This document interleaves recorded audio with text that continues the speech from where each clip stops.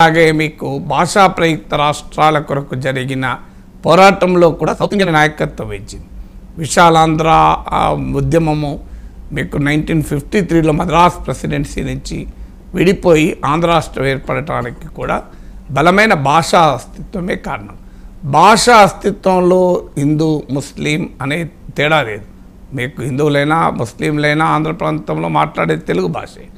So అందువల్ల మీకు తమిళనాడులో హిందువైనా ముస్లిం అయినా నేను తమిళుడిని అని మొదలు భావిస్తాను. అంటే ప్రతి మనిషికి మల్టిపుల్ ఐడెంటిటీస్ ఉంటాయి. ఇప్పుడు నేనున్నాను అనుకోండి, నేను ఎవరు అని నన్ను అడిగితే నేను మానవుణ్ణి, నేను ఒక తృతీయ ప్రపంచ దేశ థర్డ్ వరల్డ్ సిటిజన్ను, నేను ఆసియా ఖండ వాసిని, నేను సగర్వంగా భారతీయుణ్ణి, నేను తెలుగువాణ్ణి, ఇలా రకరకాల ఐడెంటిటీస్ ఉంటాయి మనిషికి. సో ఈ ఐడెంటిటీస్ అన్నీ పరస్పర విరుద్ధమైన ఐడెంటిటీస్ ఏం కాదు. ఒక వ్యక్తి హిందూ కావచ్చు, తెలుగువాడు కావచ్చు, తెలంగాణ వాడు కావచ్చు, ఈ మూడు ఐడెంటిటీలు ఒక్కరికి ఉండొచ్చు కూడా. అయితే ఇందులో ఏ ఐడెంటిటీని ప్రొవోక్ చేస్తారని నార్త్కు బీజేపీకి బలమన్న నార్త్ అండ్ వెస్ట్లో మతపరమైన అస్తిత్వం. గుజరాతీ అయినా ఇప్పుడు అమిత్ షా ఏమంటాడు, గుజరాతీ భాషను ప్రమోట్ చేయడం మీరు గమనిస్తే హిందీని ప్రమోట్ చేస్తాడు. అందువల్ల వన్ లాంగ్వేజ్ వన్ రిలీజన్ అనే భావన ద్వారా ప్రజల్ని యునైట్ చేయడం అనేది బీజేపీ రాజకీయం. ఇందుకు పూర్తి భిన్నమైంది సౌత్ ఇండియా. సౌత్ ఇండియాలో మతం కాదు ప్రజలను ఐక్యం చేసేది, మతేతర సెక్యులర్ అంశాలు ప్రజలను ఐక్యం చేస్తాయి. మీరు ఆంధ్ర రాష్ట్రంలో నేను చెప్పినట్లు భాషాపరమైన అస్తిత్వము డామినేట్ చేసింది, మీకు భాషాపరమైన చైతన్యము డామినేట్ చేసింది. తర్వాత మీకు తెలంగాణలో కూడా మళ్ళీ మతం కాదు, ప్రాంతీయ అస్తిత్వము, తెలంగాణ వాదము తెలంగాణను యునైట్ చేసింది. అది 1960స్లో కావచ్చు, మలిదశ ఉద్యమాల్లో మనం చూసాం. అలాగే తమిళనాడులో తమిళ భాషా చైతన్యము, తమిళ సాంస్కృతిక చైతన్యమే బలమైనటువంటి ప్రజల ఐక్యతకు ప్రాతిపదిక. తర్వాత మీకు అక్రాస్ ద సౌత్ ఇండియా, కేరళలో కానీ తెలంగాణలో కానీ ఆంధ్రాలో కానీ కమ్యూనిస్ట్ ఉద్యమాలు, నక్సలైట్ ఉద్యమాలు వర్గం ఆధారంగా ప్రజలను ఐక్యం చేశాయి. అంటే అటు కులము కాదు, మతము కాదు, ప్రాంతము కాదు, ఈవెన్ భాష కూడా కాదు.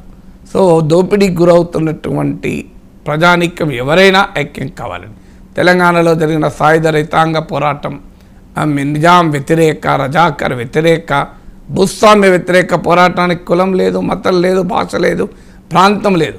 మీకు బెంగాలీ కవి వచ్చి కూడా ఇక్కడ పులకరించిపోయి కవితలు రాశాడు. అది మగ్దూమ్ మొయినుద్దీన్ కావచ్చు, అది డాక్టర్ దాశరథి కావచ్చు.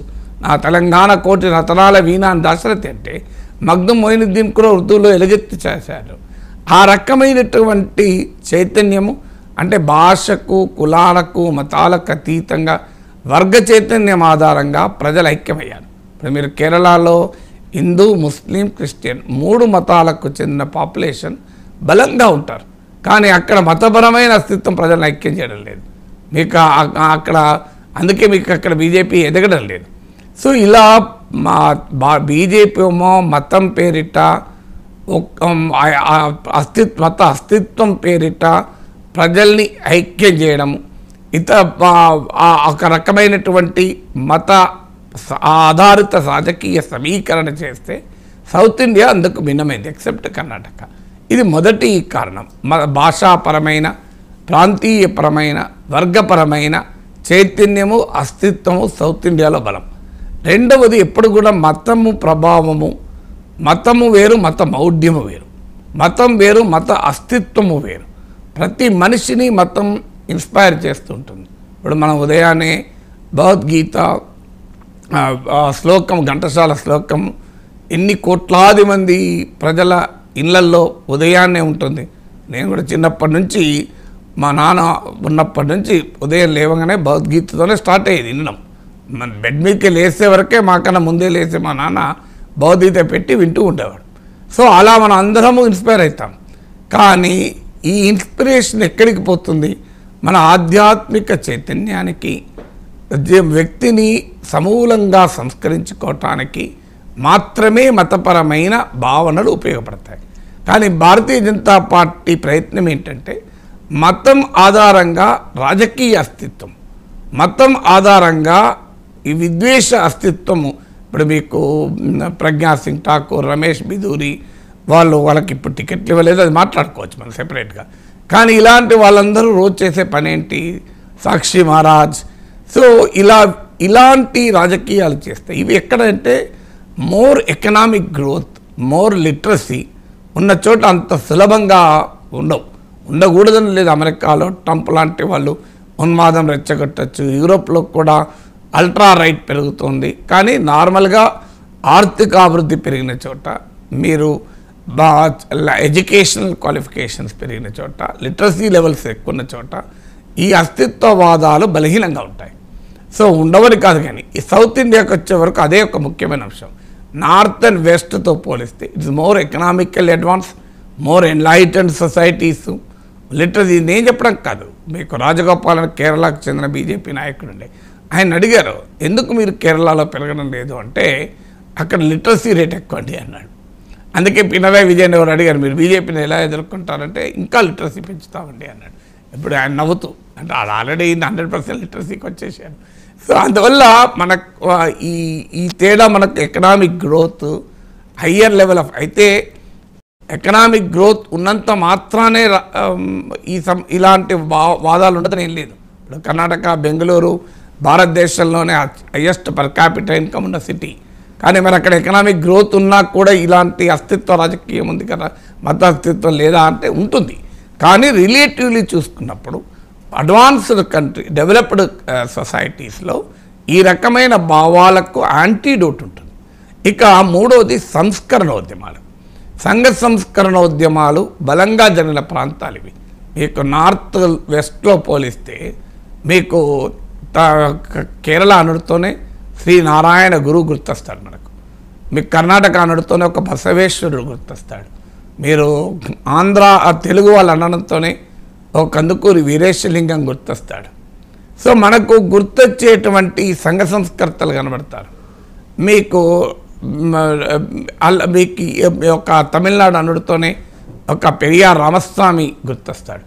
మీ గుజరాత్ అనుడితోనే ఎవరు గుర్తొస్తారు అని చెప్పండి. అందువల్ల ఒక మధ్యప్రదేశ్ అనుడితోనే ఎవరు గుర్తొస్తారు? ఒక సంఘ సంస్కరణోద్యమం ఎవరు గుర్తొస్తారు చెప్పండి. సో అందువల్ల ఈ రకమైనటువంటి సంఘ సంస్కరణోద్యమాలు ఏం చేస్తాయంటే రకరకాల జాడ్యాల పైన ప్రజల్ని ఇన్ఫ్లుయెన్స్ చేస్తాయి, ప్రజల్ని చైతన్యపరుస్తుంటాయి. అందుకే మీరు మహారాష్ట్ర చూడండి, ఇది మతపరమైన అస్తిత్వం ఉంటుంది, సంఘపరమైన సామాజిక అస్తిత్వం ఉంటుంది. ఎందుకంటే అంబేద్కర్, పూలే లాంటి మహనీయులు అక్కడ చేసిన కృషి వల్ల. సో అందువల్ల ఈ సౌత్ ఇండియాకు ఉండేటువంటి ఒక సోషల్ రిఫార్మ్ మైండ్ సెట్ కూడా బీజేపీకి అనుకూలంగా లేదు. సో దీంతో పాటు బలమైన ప్రాంతీయ పార్టీల ఎమర్జెన్స్. నాలుగవది అంటే మీరు దేశంలో ఎక్కడైనా చూడండి, కాంగ్రెస్ ఉన్న చోట బీజేపీ తొందరగా పెరగలిగింది. మీరు నార్త్ ఇండియా, వెస్ట్ ఇండియా అంతా మీకు మధ్యప్రదేశ్, రాజస్థాన్, ఛత్తీస్గఢ్, గుజరాత్ ఇవన్నీ కూడా కాంగ్రెస్తో పోరాటం. ఎక్కడెక్కడైతే బలమైన ప్రాంతీయ నేతలు ఉన్నారో అక్కడ వాళ్ళని ఎదుర్కోవడం మోడీకి కష్టమవుతుంది. మీరు బెంగాల్లో ఎంత చేసినా 42 సీట్లు 18 గెలిచారు. మీరు కర్ణాటకలో మోడీ ఎంత ప్రచారం చేసినా అసెంబ్లీ ఎన్నికలు గెలవలేకపోయారు. తమిళనాడులో ఎన్ని ఉపన్యాసాలు ఇచ్చినా ఆడ ఒక్క సీటు గెలవడం కష్టమవుతుంది. కానీ మీకు నార్త్లో వచ్చే వరకు మీకు కాంగ్రెస్ నార్త్ అండ్ వెస్ట్లో కాంగ్రెస్ ఎదుర్కోగలుగుతున్నారు. సౌత్కి వచ్చే వరకు ఏంటంటే బలమైన ప్రాంతీయ పార్టీలు ఉన్నాయి. మీరు కర్ణాటక తీసుకుంటే జనతాదళ్ సెక్యులర్, తమిళనాడు తీసుకుంటే డిఎంకే, ఏడీఎంకే, ఆంధ్రప్రదేశ్ తీసుకుంటే టీడీపీ, వైఎస్ఆర్ కాంగ్రెస్, తెలంగాణ తీసుకుంటే బీఆర్ఎస్, మీకు కేరళలో కూడా చాలా లోకల్ పార్టీస్ ఉన్నాయి. అఫ్కోర్స్ జాతీయ పార్టీలు కాంగ్రెస్, కమ్యూనిస్టులు ఉన్న స్థానికంగా అనేక రకాల పార్టీలు కూడా అక్కడ ఉన్నాయి. సో అందువల్ల ఈ రకంగా బీజేపీ రాజకీయ పద్ధతులకు, రాజకీయ విధి విధానాలకు భిన్నమైన సామాజిక, రాజకీయ, సాంస్కృతిక చైతన్యం సౌత్ ఇండియాలో ఉండడమే భారతీయ జనతా పార్టీకి ఉన్న ఛాలెంజ్. దీన్ని అధిగమించడానికి ఏం చేస్తున్నా అన్నది నెక్స్ట్ క్వశ్చన్.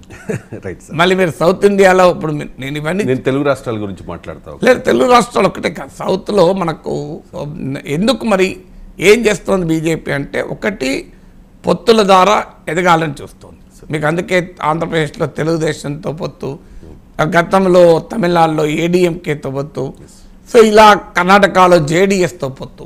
అందువల్ల అలియన్స్ పాలిటిక్స్ ద్వారా తనకున్న అననుకూల సామాజిక రాజకీయ సాంస్కృతిక పరిస్థితుల్ని అధిగమించాలి అనేది బీజేపీ ఎత్తుగడ. రెండవది హిందుత్వ రాజకీయాల్ని అననుకూల భూమిలోకి కూడా తీసుకెళ్ళగలడం, అది బీజేపీకి ఉన్న ప్రతి. తమిళనాడు వాస్తవంగా హిందుత్వ పాలిటిక్స్కి యాంటీ తీసి ద్రవిడియన్ ఉద్యమం, కానీ ఆడ ఎప్పుడైతే ద్రవిడియన్ విలువలు దెబ్బతిన్నాయో, ద్రవిడియన్ మూమెంట్కుండే ఐడియాలజికల్ భూమిక, ఐడియాలజికల్ ప్యూరిటీ ఎప్పుడైతే సంకుచిత స్వార్థ రాజకీయాల కొరకు డైల్యూట్ చేశారో, బీజేపీ దాన్ని ఎక్స్ప్లాయిట్ చేస్తూ అన్నామలై నాయకత్వంలో అక్కడ రకరకాల యాత్రలు పెట్టి ఎక్స్పైర్డ్ కావాలని చూస్తుంది. తెలంగాణలో కూడా జరిగింది అదే. మీకు బలమైన తెలంగాణ ఉద్యమ ఆధారంగా రాజకీయ భూమిక జరిగింది. మీకు 2014 ఎన్నికలు ఎందుకు ఉదాహరణ, 2018 ఎన్నికలు ఎందుకు ఉదాహరణ. 2014లో తెలుగుదేశం పార్టీ అంటే విభజనకు వ్యతిరేకము తెలంగాణ టీడీపీ, రెండు కళ్ళ సిద్ధాంతం విమర్శలు ఎదుర్కొన్న చంద్రబాబు నాయుడు నాయకత్వం టీడీపీకి 15 సీట్లు వస్తే బీజేపీకి 5 సీట్లు వచ్చాయి 2014లో. అలాగే 2018లో 1 సీటే వచ్చింది. మళ్ళీ ఎందుకు బీజేపీ పెరిగిందంటే బలమైన ప్రాంతీయ అస్తిత్వ ఆధారిత తెలంగాణ ఉద్యమాన్ని ఆధారంగా చేసుకొని అధికారంలోకి వచ్చిన టీఆర్ఎస్ తెలంగాణ అస్తిత్వవాదాన్ని వదిలేసి ఫక్త్ సంకుచిత రాజకీయాన్ని ఎప్పుడైతే మొదలుపెట్టిందో ప్రజల్ని తెలంగాణ చైతన్యం ఐక్యం చేయడం వదిలేసింది. ప్రజలకు ఎప్పుడైతే తెలంగాణ చైతన్యం ఐక్యం చేయలేదో మతపరమైన చైతన్యాన్ని ఉపయోగించి బీజేపీ ఎమర్జ్ కాగలిగింది. అందుకే జిహెచ్ఎంసీ ఎన్నికలు ఎందుకు ఉదాహరణ.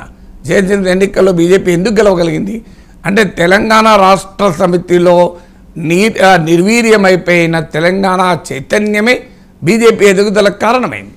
సో అందువల్ల ఇలా వివిధ ప్రాంతీయ భాషాపరమైన వర్గపరమైన ప్రజలను ఐక్యం చేసే చైతన్యాలు ఎక్కడెక్కడ ఏ కారణాల రీత్యా బలహీనపడితే అక్కడక్కడ మతపరమైన రాజకీయ చైతన్యాన్ని ప్రవేశపెట్టే ప్రయత్నం బీజేపీ చేస్తూ వచ్చింది. సో ఆ ప్రాసెస్లో భాగంగానే మీకు సౌత్ ఇండియన్ కొన్ని స్టేట్లో ఎక్స్పాండ్ అవుతుంది. ఇక మూడవ ఎత్తుగడ మోడీ ప్రయోగం. అంటే ఇక్కడ స్థానికంగా ఉన్న బీజేపీ నేతలు మీకు స్థానికంగా ఉన్న ప్రాంతీయ నేతలతో పోటీ పడలేరు. మీరు పురంధరేశ్వరో, సోమవీర్రాజు, చంద్రబాబు నాయుడుతో, పవన్ కళ్యాణ్తో, జగన్మోహన్ రెడ్డితో పోటీ పడలేరు. అందువల్ల అక్కడ మళ్ళీ మోడీ వర్సెస్ ప్రాంతీయ నేతలు ఈ ప్రయోగం చాలా చోట్ల విఫలమైంది వాస్తవంగా. కానీ అసెంబ్లీ ఎన్నికల్లో విఫలమైన పార్లమెంట్ ఎన్నికల్లో నిలబడుతుందనేది బీజేపీ ఆశ. కర్ణాటకలో జరిగింది అదే. అసెంబ్లీ ఎన్నికల్లో మోడీ ఇమేజ్ ఉపయోగపడకపోయినా మళ్ళీ పార్లమెంట్ ఎన్నికలకు వచ్చే వరకు ఉపయోగపడుతుంది. సో సౌత్ ఇండియాలో కూడా ఆ మోడీ ఫినామినన్ తీసుకురావడం ద్వారా పెరగాలి అనేది బీజేపీ ఎత్తుగల. నాలుగవది ఇక్కడ ఉన్నటువంటి బలమైన రాజకీయ శక్తుల్ని డీలెజిటిమైజ్ చేయడం, అంటే వారిని ప్రజల ముందు ఎక్స్పోజ్ చేయడం. అందులో భాగంగానే పరివారవాదమని, భ్రష్టాచారని, ఇందులో అలాంటి అవినీతి ఆరోపణలు చేయడం, మళ్ళీ వాళ్ళతో కలవడం కూడా చూస్తున్నాం. కర్ణాటకలో జేడీఎస్, ఆంధ్రప్రదేశ్లో తెలుగుదేశం. బట్ స్టిల్ ఇక్కడ ఉన్నటువంటి రాజకీయ శక్తుల్ని డీలెజిటిమైజ్ చేయడం ద్వారా బీజేపీ ఎక్స్పాండ్ కాగలుగుతుంది.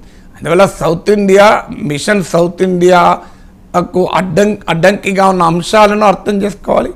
దానికి కౌంటర్గా బీజేపీ రచిస్తున్న వ్యూహాన్ని అర్థం చేసుకోవాలి. 2018తో పోలిస్తే